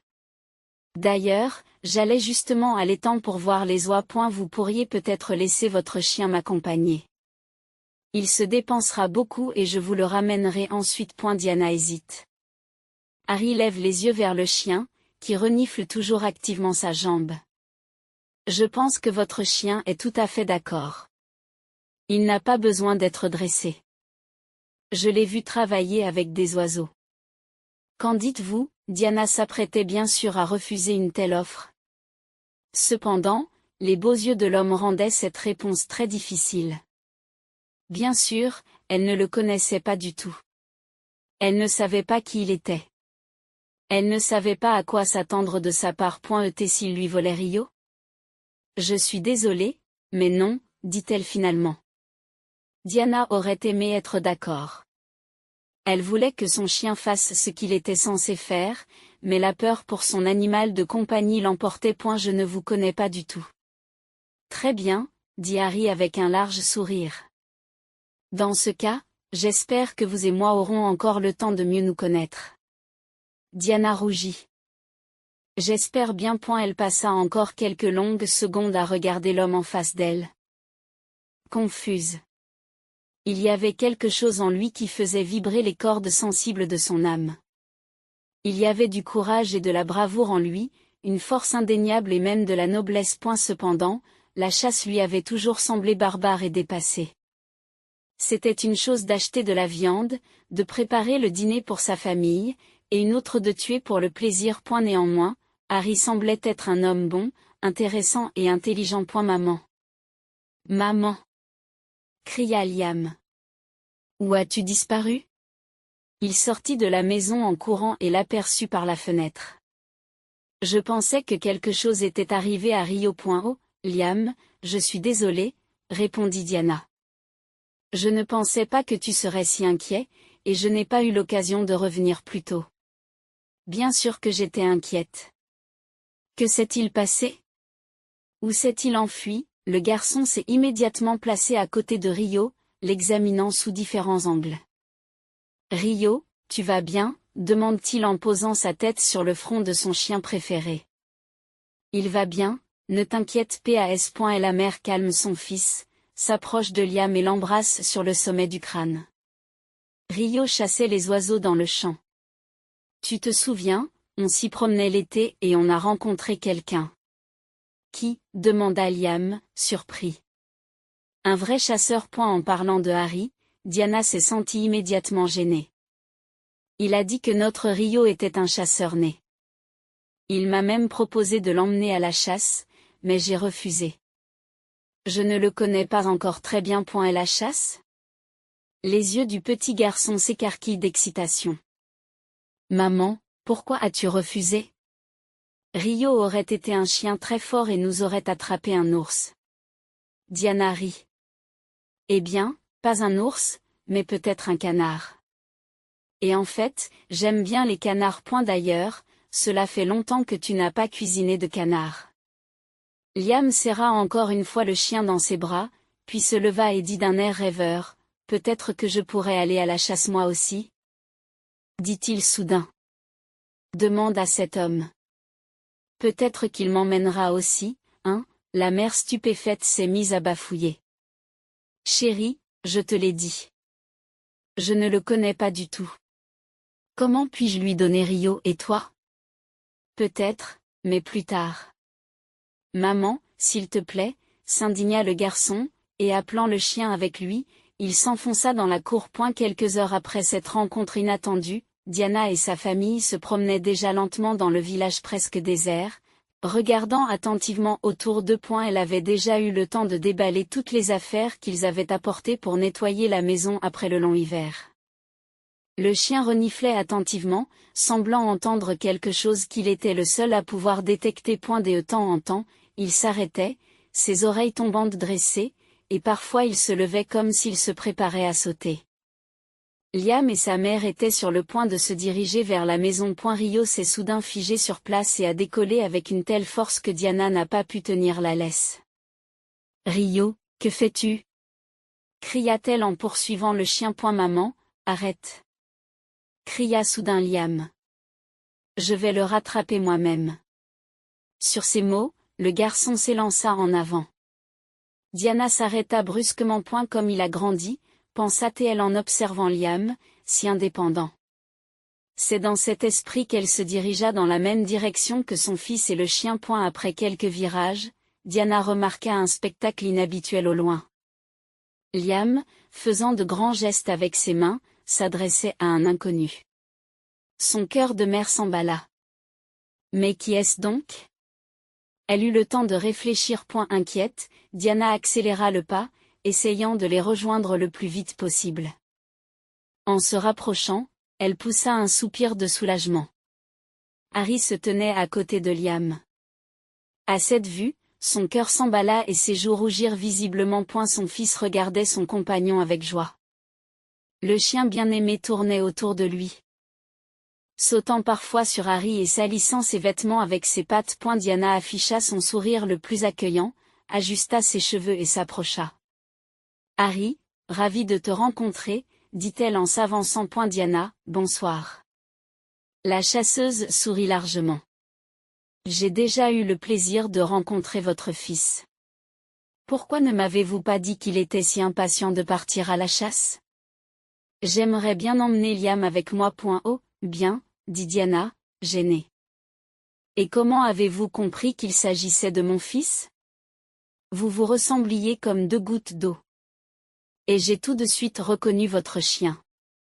Il tapota la tête de Rio. En vrai chasseur, il a tout de suite senti le gibier. Diana, s'il te plaît, laisse-le me rejoindre sur le terrain. Et Liam aussi. J'ai besoin d'aide. Qu'en dites-vous ? Diana esquisse un léger sourire, puis remarque un sac rempli de gibier posé à côté de l'homme. Au fait, que dirais-tu de ça ? J'emmène Rio et Liam à la chasse. Et en échange, je te donnerai la moitié de ce que nous attraperons.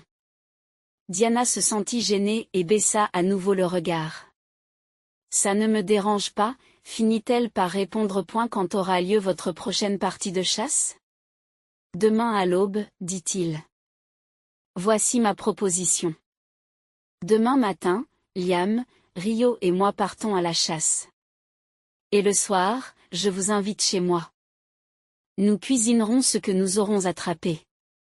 Et vous prendrez votre part, bien sûr. Je ne sais pas, réfléchit-elle, déjà, demain, sitôt. Maman, s'il te plaît. Supplia Liam d'un ton piteux. Le soutenant, Harry lui emboîta le pas. S'il te plaît, maman. Sourit-il. Et Rio s'assit sur le sol et tapa sa maîtresse avec sa patte, réclamant de l'attention. Tout va bien. Diana rit et fait un signe de la main. C'est bon. Le lendemain, elle partit à la chasse avec Liam et Rio. Le garçon était ravi de cette activité et passa le reste de la journée à parler des oiseaux qu'il avait attrapés à la chasse en général et de Harry. Le soir, la famille a rendu visite aux chasseurs et a dégusté un délicieux woodpop. Diana et sa nouvelle connaissance sont parvenus à un accord. Elle laissait son fils et Rio aller sur le terrain avec Harry et celui-ci leur offrait de la viande fraîche en échange. Parfois, Diana se dit qu'elle a l'impression de lui être redevable. Liam est si heureux et Rio est occupé à son travail préféré. Cependant, elle ne l'admettait pas devant l'homme. Elle aimait passer du temps avec le chasseur et leur communication s'étendait au-delà de leur arrangement. Ils se promenaient souvent ensemble. Liam et Rio couraient devant et ils suivaient, parlant de tout et de rien. Diana n'arrivait pas à admettre qu'elle aimait cet homme. Ses relations passées avaient laissé de profondes cicatrices dans son âme, mais aller à l'encontre de ses propres sentiments était difficile.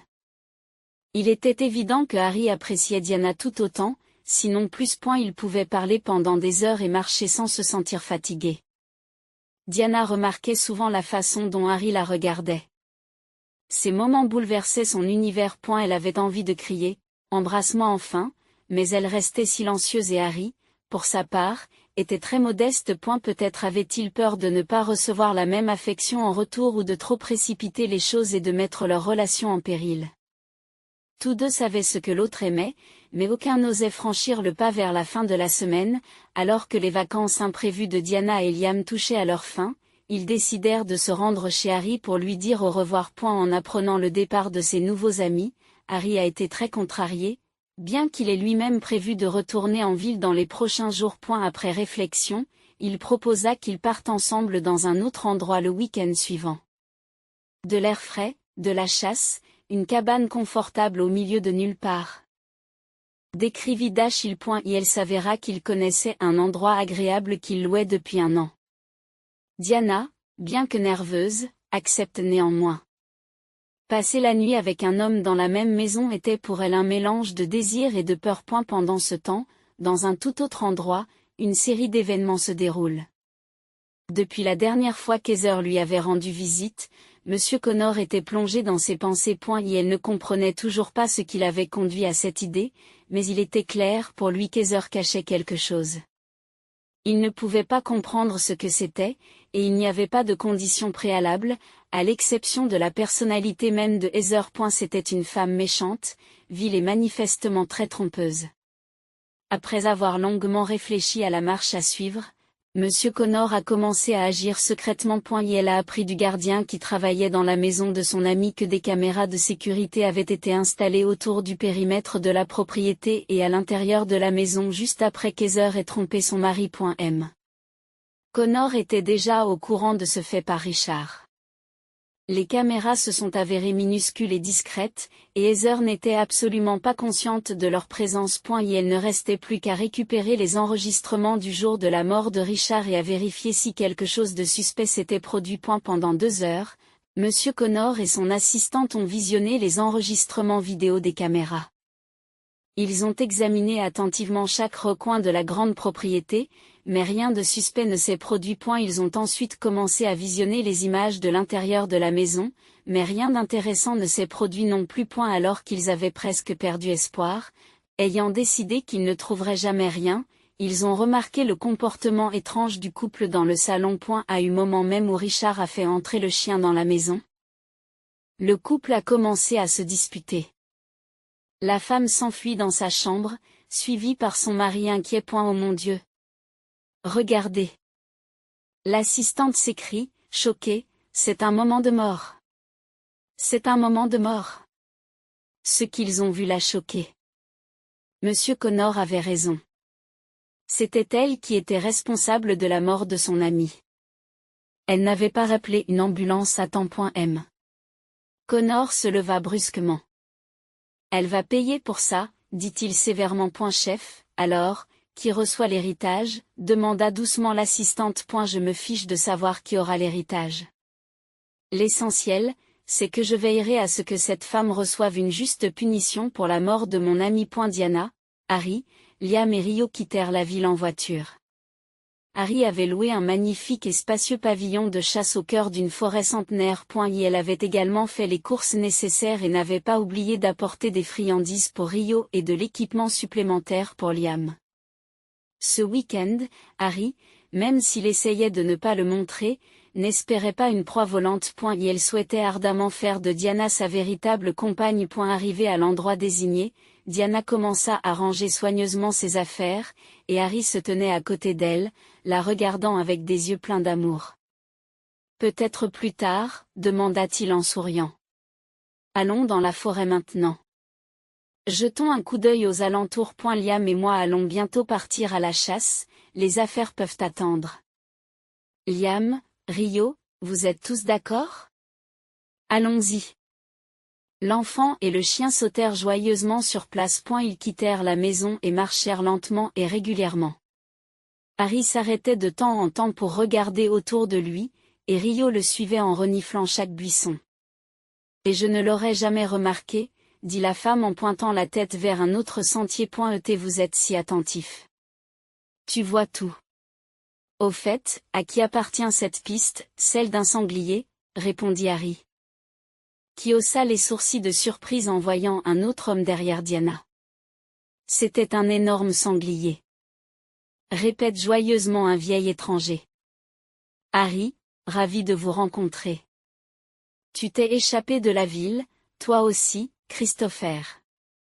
Harry fit un pas assuré vers l'inconnu et lui serra fermement la main. C'est ça, être un professionnel. Pas un seul animal ne peut vous entendre, tant vos mouvements sont imperceptibles. Christopher sourit. C'est une question d'expérience. Il reporta son regard sur Diana. Oh, comme je suis heureux que vous, Harry, ayez retrouvé la raison. Votre femme est d'une telle beauté. Diana rougit momentanément et Harry toussa maladroitement. Elle ne l'est pas. Je suis venu vous voir parce que je ne me souviens pas que vous ayez été à Montchenil, l'interrompit Christopher. Mais le chien semble être le mien. Où as-tu acheté cette beauté, au marché? Quel chien? Oh, il est si beau. Christopher tapote le dos de Rio qui ne résiste pas. Oh, je suis si heureuse de vous avoir rencontré. J'avais oublié ce que j'avais promis. Harry se tourna vers la femme. Diana, je te présente Christopher, le propriétaire du meilleur élevage de ces terres rouges irlandais. Vous vous souvenez? Je vous ai parlé de lui. Bonjour. Enchanté de vous rencontrer. La femme sourit et tendit la main. Je suis Diana, et voici mon fils Liam. Je n'ai pas acheté ce chien. Je l'ai trouvé sur l'autoroute. Quelqu'un l'a jeté alors qu'il n'était qu'un chiot. Qu'est-ce qu'il y a? Christopher semblait furieux. Quelle absurdité! Ce n'est pas possible. Diana haussa les épaules. Mais c'est vrai. Liam et moi avons trouvé notre Rio en revenant de la maison de vacances. C'était Rio? C'est Rio de Janeiro? Le propriétaire du chenil l'a interrompu impoliment. Il m'a été acheté par un homme bon, également chasseur. Malheureusement, il est mort. Non. Ce ne peut pas être le même chien? Car il avait encore une maîtresse. Christopher lui ordonna alors de se coucher. Sa voix sévère et assurée a convaincu le chien d'obéir. Peut-être était-ce le résultat d'années d'expérience avec les chiens, ou peut-être Rio avait-il compris quelque chose. Lorsque l'éleveur a examiné le ventre de Rio, il a été surpris d'y trouver le marquage de son élevage. Il vient vraiment de mon élevage, dit-il. D'où vient-il? Et comment avez-vous dit que vous l'aviez trouvé? Diana et Liam racontent leur rencontre avec Rio. L'expression sévère de Christopher s'intensifie à mesure qu'il écoute. Heather s'est donc débarrassé du chiot après la mort de Richard, dit-il d'un ton menaçant. Heather a toujours été bizarre, mais là, ça dépasse l'entendement. J'ai toujours été prudent dans le choix des propriétaires de mes chiens, et maintenant, c'est comme ça. Nous sommes aussi des gens bien, intervint le petit Liam. Le vieil homme lui sourit affectueusement.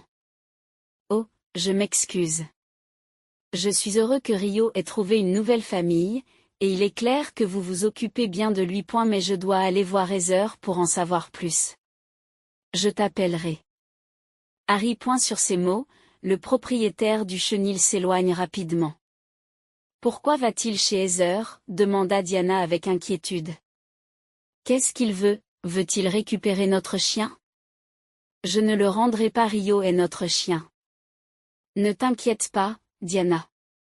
L'homme l'a rassurée. Oui, maman, ne t'inquiète pas. Christopher a l'air cool. Il ne ferait pas ça. J'espère, dit la femme à voix basse. Et la nuit tomba. Ils rentrèrent de leur chasse fructueuse. Liam avait pris un dîner copieux et s'était couché à l'étage, tandis que Rio ronflait tranquillement sur un tapis près de la cheminée. Diana était assise sur le canapé, incapable de chasser de son esprit sa conversation avec Christopher. Que va-t-il se passer maintenant? Se demandait-elle. Et si Heather veut récupérer Rio? Elle fut tirée de ses tristes pensées par une légère pression sur son épaule et la voix douce de Harry. Tu es inquiète, n'est-ce pas? Oui, confirma-t-elle. Je sais que c'est peu probable, mais si.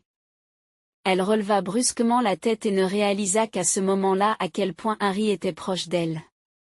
Elle se sentit un peu étourdie. Elle voulut s'éloigner pour créer une certaine distance. Mais les beaux yeux de Harry l'hypnotisèrent, la laissant incapable de bouger. Son parfum était enivrant, rappelant les pins et l'odeur boisée de la forêt, mélangée à un soupçon de poudre à canon. Elle déplaça son regard de ses yeux à ses lèvres. J'ai l'impression que quelque chose est sur le point de changer, murmura-t-elle. Je le sens aussi. Harry répondit, incapable de se retenir plus longtemps, il se pencha et embrassa doucement l'élu de son cœur. Le baiser était tendre, comme s'il avait peur d'offenser la femme de ses rêves. À partir de cette nuit-là, le couple devint inséparable. Un beau matin, après son retour en ville, Harry, qui avait un emploi du temps flexible, invita Diana à prendre le petit déjeuner dans un café. Alors qu'il consulte le menu, le téléphone de Harry sonne soudainement. Désolé, chérie, dit Harry en sortant son smartphone de sa poche. C'est Christopher qui appelle. Si tu veux, je ne répondrai pas. Le Cantalona, dit Diana en se penchant avec intérêt. Réponds vite. Peut-être qu'il a déjà rendu visite à cette femme. Harry haussa les épaules et répondit à l'appel. Son expression changea au fur et à mesure de la conversation. Après plusieurs minutes, il raccrocha enfin le téléphone et regarda sa bien-aimée d'un air sérieux. Alors, qu'est-ce qu'il y a? Demanda-t-elle avec impatience. Parle vite ou je vais devenir folle. Diana, personne ne prend ton doc, dit Harry. C'est Heather, je crois qu'elle risque une peine. Qu'est-ce qu'il y a? Pourquoi? Diana s'est immédiatement calmée à propos de Rio. Qu'est-ce qui s'est passé? Elle semble avoir fait mourir son propre mari. L'homme finit par dire, je l'ai connu, ou plutôt nous nous sommes croisés quelquefois pendant la chasse. Richard était un homme bon, un homme d'âme. Je suis vraiment désolée. Diana lui a pris la main. Comment a-t-elle fait ça? Techniquement, elle ne l'a pas fait. Il a eu une crise cardiaque et elle n'a pas appelé d'ambulance. Elle est restée là et l'a regardé mourir, attendant qu'il soit irrécupérable. Cela a été filmé. Peu avant sa mort, Richard a acheté Rio à Christopher. Le jour même où il est allé chercher Rio, il s'est rendu chez un notaire et a rédigé un testament. La méchanceté mortelle de la femme de Richard a été découverte par son notaire, qui était un de ses amis. Elle a été placée en détention et risque maintenant une véritable peine. Quelle horreur, répondit tranquillement Diana. Mais comment Christopher a-t-il su tout cela? Harry fronça les sourcils, perplexe. Par ce même notaire, d'ailleurs, dit-il, que nous devions nous rendre à son étude. Mais je n'ai pas du tout compris pourquoi, dit Harry. Étrange en effet, confirma Diana. Mais puisque c'est mon jour de congé aujourd'hui, pourquoi ne pas y aller tout de suite? Tu connais l'adresse. Une demi-heure plus tard, ils étaient déjà au bon endroit et le notaire les accueillit dans le hall de l'étude. Il avait l'air satisfait et même heureux. Bonjour, monsieur Cohn, leur dit-il. J'espère que vous avez fait bon voyage. Comment puis-je m'adresser à vous, Diana? Répondit la visiteuse, embarrassée. Et voici Harry, un de mes amis. Enchanté, dit monsieur Cohn. Diane est la déesse de la chasse. Vous le saviez, n'est-ce pas? Mon défunt client avait une passion pour la chasse, comme rien d'autre au monde. Dites-moi, avez-vous connu feu Richard? Non, répond la femme. M. Cohn, ne le prenez pas mal. Mais pourquoi nous avez-vous invités? Demande Diana. Le notaire sourit d'un air énigmatique. C'est une bonne question. Je vous en prie. Asseyez-vous. Le fait est que mon défunt client et cher ami a rédigé un testament très inhabituel. Comme il n'avait pas d'enfant ni d'autres parents, il a décidé qu'à sa mort, ses biens iraient à quelqu'un qui partageait ses opinions et ses valeurs. Bien sûr, il était marié, mais vous savez déjà ce qu'a fait sa femme, n'est-ce pas? Le notaire jette un regard amer sur l'assistance et poursuit, voyant la sympathie sur les visages. Beaucoup de gens pensaient que Richard était étrange et peu sociable. C'est en partie vrai, mais c'était un homme bon, très intelligent, qui pensait que les chiens étaient bien meilleurs que les humains. Vous vous demandez probablement pourquoi il n'a pas tout laissé à sa femme, car il savait qui elle était vraiment. Pourtant, il n'a pas divorcé. Il la prenait à la légère, mais il savait qu'elle n'était avec lui que pour l'argent. Aussi, lorsqu'il commença à sentir que ses jours touchaient à leur fin, il décida de laisser ce testament inhabituel. Avant de mourir, il a acheté un chien de chasse très cher. Mais comme il supposait qu'il allait bientôt rendre son âme à Dieu, il décida de prendre soin de son nouvel ami. Et qui l'abriterait en cas de décès de son maître? Il savait que son épouse ne s'occuperait pas du chiot. Malheureusement, il ne se doutait pas de la bassesse avec laquelle elle se comporterait. Alors, poursuit le notaire, j'ai maintenant l'intention de vous lire son testament. Il se lit comme suit. Tous mes biens, où qu'ils se trouvent et quels qu'ils soient, qui m'appartiendront au moment de mon décès, y compris ma maison, mes dépôts bancaires et autres, iront à la personne qui produira la preuve que mon Brésilien est en bonne santé. En outre, cette personne doit indiquer un code à 6 chiffres. Ici, M. Connor regarde attentivement ses interlocuteurs. Dites-moi donc si vous connaissez quelqu'un qui pourrait prétendre à cet héritage. Un Brésilien, prononça tranquillement Diana. N'est-ce pas notre Rio? Notre chien? Rio le setter irlandais. Après tout, son nom complet est Rio de Janeiro, n'est-ce pas? Monsieur Connor sourit avec satisfaction. C'est vrai, nous parlons d'un chien, un setter irlandais rouge. Il est vrai que nous devrons nous assurer que ce chien est bien le bon. Comme vous le savez sans doute, il doit être muni d'une puce avec un numéro unique. Quant au code numérique, je pense qu'il doit également être connu. Je crois que je sais, dit Diana d'un ton pensif. Dès le lendemain, Diana et Rio se rendaient à l'examen pour présenter les preuves au notaire. Un comité de vétérinaires réputés, souriant, a déterminé que ce chien était en effet très bien soigné. Un peu plus tard, Diana a fouillé dans sa boîte à bijoux et en a sorti le morceau de papier avec des chiffres étranges. C'est ainsi que Diana a reçu un incroyable héritage. Une immense maison et une grosse somme d'argent. Et un petit appartement qui avait été donné à Heather, dont elle n'avait malheureusement ou heureusement pas besoin. Elle utilisait déjà un autre logement depuis plusieurs semaines, quelque part dans l'une des prisons. Diana et Harry se sont mariés quelques mois plus tard. Au début, Harry ne voulait pas emménager dans la maison de Richard. Il n'était pas à l'aise avec le fait que sa fiancée soit si riche. Mais que ne feriez-vous pas pour l'amour de votre bien-aimé? Une partie de l'argent de Diana a été investie dans l'organisation de refuges pour les animaux domestiques sans abri, et le reste a été mis de côté pour l'éducation de leurs futurs enfants. Pourquoi des enfants? Parce qu'elle avait déjà un nouveau petit cœur qui battait sous le sien. Bientôt, Liam a eu une petite sœur, puis une autre. Rio n'était pas dépourvu de cadeaux non plus. Un matin d'automne, il fut ravi de trouver un petit chiot roux dans la cour.